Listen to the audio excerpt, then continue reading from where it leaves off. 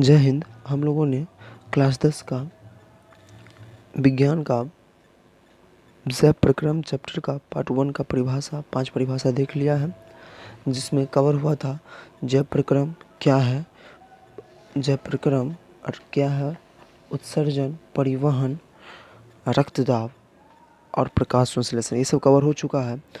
तो चलिए हम लोग आज का छठा परिभाषा रक्त लिखकर डैश देते हैं। रक्त लिखकर डैश देंगे। यह एक तरल संयोजी उत्तक होता है। यह एक तरल संयोजी उत्तक होता है जिसका रंग हीमोग्लोबिन के कारण लाल होता है।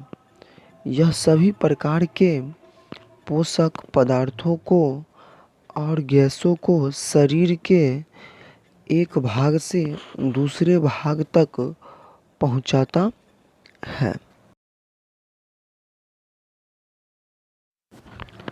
चलिए परिभाषा नंबर 7 जाइलम लिख के डैश देंगे। बहुत भी क्वेश्चन है, जाइलम लिख के डैश देंगे। पेड़ पौधे में पाए जाने वाले ऐसे उत्तक जो भूमि से जल लेकर पौधे के पत्तियों तक पहुंचाते हैं उसे जाइलम कहते हैं।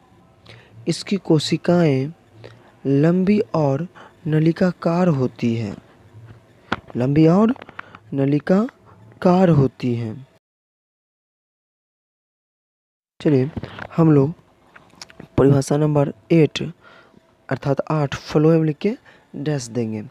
पेड़ पौधे में पाए जाने वाले ऐसे उत्तक, फ्लोएम लिख के डैश देंगे। उसके बाद पेड़ पौधे में पाए जाने वाले ऐसे उत्तक जो पत्तियों में तैयार भोजन को पौधे के सभी भागों तक पहुंचाने का काम करते हैं उसे फ्लोएम कहते हैं।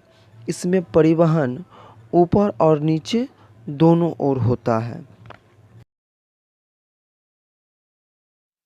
चलिए सर जी, हम लोग परिभाषा नंबर 9 पोषण लिख के डैश देंगे। किसी भी जीवधारियों के द्वारा भोजन के रूप में कोई भी पदार्थ ग्रहण किया जाता है। भोजन के ग्रहण करने की इसी प्रक्रिया को पोषण कहते हैं। इस प्रक्रिया को पोषण कहते हैं। यह 2 प्रकार के होते हैं। पहला स्वयंपोषी पोषण लिख के डैश देंगे। पोषण की वैसी विधि जिसमें सजीव पर्यावरण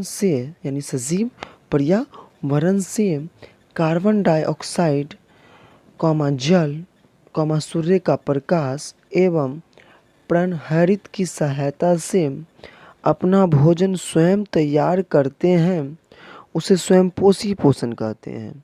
सभी हरे पेड़ पौधे स्वयंपोषी पोषण करते हैं।